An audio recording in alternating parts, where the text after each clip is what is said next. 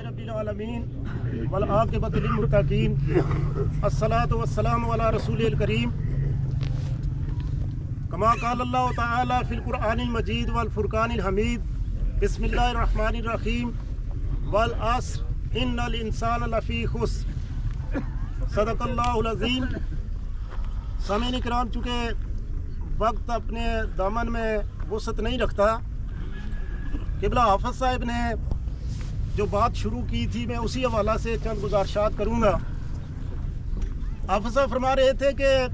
لوگ جو ہیں اپنے کاروبار میں مشغول ہیں، ہر ایک جو ہے وہ نفع اور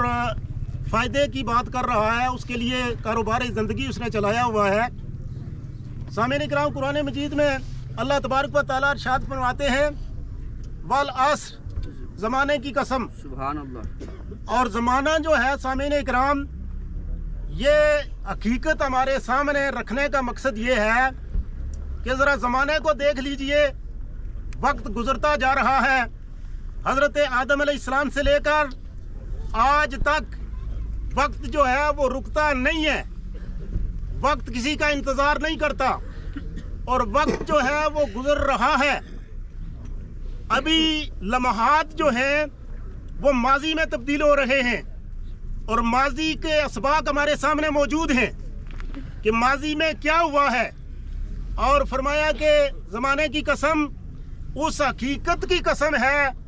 کہ جس میں وقت جو ہے اپنے آپ پہ کبھی بھی رکا نہیں ہے، کبھی کسی کے لیے رکا نہیں ہے، کبھی بڑے کے لیے نہیں رکا، کبھی چھوٹے کے لیے نہیں رکا، کبھی امیر کے لیے نہیں رکا، کبھی غریب کے لیے نہیں رکا، بلکہ وقت اپنے مقررہ اوقات میں آگے چلتا جا رہا ہے اور وہ حال کو ماضی میں تبدیل کر رہا ہے۔ سامعین کرام، ہمارے یہ راجہ زمان صاحب کے بیٹے راجہ عبد الرزاق صاحب بڑے شریف آدمی تھے، چونکہ منجوال میں ان کا بڑا ربط تھا، ہمارے بزرگوں کے ساتھ ان کا تعلق تھا، ہمارے ساتھ بھی نبھایا، اور پھر جب اس بازار میں اکثر بیٹھے ہوئے ہوتے تھے صحت کے عالم میں، آج یہ جا رہے ہیں، ان کا وقت پورا ہو گیا ہے۔ سامعین کرام، اب جو وقت ہے اس کو دیکھنے کے لیے ایک سیکنڈ جو ہوتا ہے وہ ایک لمحہ ہوتا ہے، آپ ایک گنیں تو شاید اسی میں ایک سیکنڈ گزر جاتا ہے، اور ایک سیکنڈ جو ہے روشنی کی رفتار 1,86,000 میل جو ہے اس کی رفتار ہوتی ہے۔ یہ سائنس والے جو ہیں انہیں جانتے ہیں، 1,86,000 میل روشنی کی رفتار ہے، اور اللہ تبارک و تعالیٰ نے جس کو اس سے بھی زیادہ وسعت عطا کی ہے وہ اس سے بھی زیادہ سفر طے کر لیتا ہے۔ اور سامعین کرام، حضرت امام راضی رحمت اللہ علیہ فرماتے ہیں، ایک بزرگ کا قول نقل کرتے ہیں، وہ فرماتے ہیں کہ میں نے وقت کے حوالہ سے اور اس والعصر ان الانسان لفی خسر کے حوالہ سے میں نے جو سبق حاصل کیا تھا، اس سبق کو یاد کیا اور اس کا مفہوم سمجھا تھا۔ اس صورت کو میں نے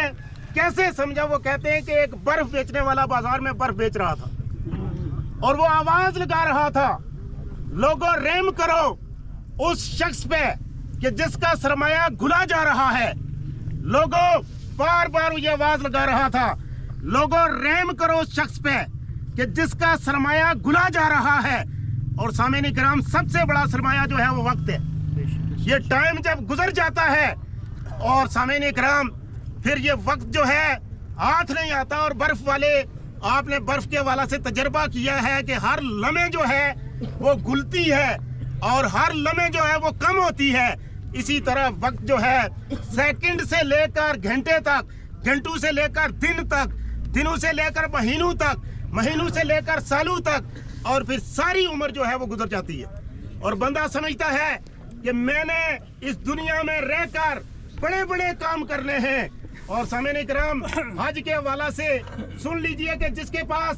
اتنا خرچہ ہوتا ہے کہ وہ اپنا سفر کا خرچ اور اس کے بعد گھر والوں کا خرچ چھوڑ کر اس کے پاس اور کچھ بھی نہ ہو، لیکن یہ اگر اس کا پورا ہو جاتا ہے تو حج فرض ہو جاتا ہے، اور زندگی میں ایک بار فرض ہے۔ اور اگر وقت نے کسی کا ساتھ نہ دیا اور وقت گزر گیا، وہ قبر کے حوالے ہو گیا، تو جس طرح اس کی نمازیں فوت ہو گئی، جس طرح اس نے زکوٰۃ نہ دی، جس طرح اس نے باقی عبادات نہ کی، اسی طرح فرض حج کو ترک کر دیا، اور فرض کے بارے میں کل پوچھا جائے گا۔ اور سامعین کرام، ان الانسان لفی خسر، وقت ہوتا تو مزید اس کی تشریح ہو سکتی ہے۔ انسان خسارے میں ہے، انسان گھاٹے میں ہے، اور سامعین کرام اس گھاٹے سے بچنے کے لیے کیا کرنا ہے؟ اگر وقت ہوتا تو یہ جو صورت ہے چھوٹی سی صورت ہے، لیکن مفسرین کرام فرماتے ہیں کہ اگر ایک بندہ صرف اس کو پڑھ لے تو سمجھ لے کہ اس نے پورا قرآن پڑھ لیا ہے۔ اس میں اتنا مفہوم ہے، اس میں اتنا لیسن ہے، اس میں اتنا اسباق ہے کہ اگر صرف ایک صورت کو سامنے رکھ کے بندہ زندگی گزارتا جائے تو اس کی زندگی کامیابی میں بدل جاتی ہے۔ اور سامعین اکرام، یہ خسر جو ہے یہ نقصان کو کہتے ہیں، یہ گھاٹے کو کہتے ہیں، لیکن ایک گھاٹا وہ ہوتا ہے، ایک نقصان وہ ہوتا ہے، ایک بزنس مین ہے، وہ کاروبار کرتا ہے، کاروبار میں اس کو نقصان ہو جاتا ہے، اس نقصان کی کوئی بات نہیں ہے، لیکن سامعین اکرام خسران اور خسر جو ہے یہ کس کا الٹ ہے، کس کا متضاد ہے؟ وہ ہے فلاح کا، اور فلاح کہتے ہیں اس زندگی میں ایسے امور کو انجام دینے کے بعد کل قیامت کے دن اس کو کامیابی نصیب ہو جائے۔ اور اس میں قرآن کہتا ہے قد افلح من تزکا، کامیاب تو وہ ہوا جس نے تزکیہ کیا۔ یہاں سے پتا چلا کہ باہر کی عبادت کا کوئی اتنا ثمر نہیں مل سکتا جبکہ اندر کا انسان جو ہے وہ پاکیزہ نہ ہو جائے۔ اور اندر کا انسان تب پاکیزہ ہوگا کہ جب ہم اندر کی کثافتیں، اندر کے انات، اندر کے جھوٹ اور اندر کی وہ چیزیں جو ہمارے لیے ایک مسلمان کے لیے جگہ نہیں رکھتی۔ المسلم مرآۃ المسلم، مسلمان کے لیے آئینہ ہے، اور اس آئینے کو صاف ستھرا ہونا چاہیے۔ جس طرح اپنی شکل دیکھتے ہیں، جس طرح اپنے آپ کو آئینے میں دیکھتے ہیں، اسی طرح دوسرا مسلمان سامنے آئے تو اس کو دیکھ کر بندہ مسکرا جائے اور اس کو صدقے کا ثواب مل جاتا ہے۔ تو سامعین کرام، وقت ہوا تو انشاءاللہ یہ ایسی صورت ہے کہ اس کو بیان کرتے ہوئے بھی بندہ تھکتا نہیں ہے، اور اس کے مفہوم کو سمجھ کر اگر بندہ اس زندگی میں اپنی کامیابی کے لیے کوشش کرے تو پھر وہ زندگی میں ناکامی نہیں، اس کو خسران نہیں ہوگا، اس کو نقصان نہیں ہوگا، چونکہ 4 باتوں کا تذکرہ اس میں کیا گیا ہے کہ ایک تو ایمان لے آئے، ایک کیا ہے کہ عمل صالح کرے، اور پھر وہ لوگوں کو یہ پیغام پہنچائے اور لوگ اس پہ عمل کریں، صرف اپنی ذات کے لیے نہیں۔ فرمایا دین جو ہے الدین النصیحہ، دین خیرخواہی کا نام ہے۔ اپنے بھائی کی خیرخواہی جو ہے چاہتے ہوئے بندہ زندگی گزارے، اس میں جو مشکلات آئیں ان کو عبور کرتے ہوئے آگے بڑھتا جائے اور اللہ کے حوالے ہو جائے، وہ کامیاب ہو جاتا ہے۔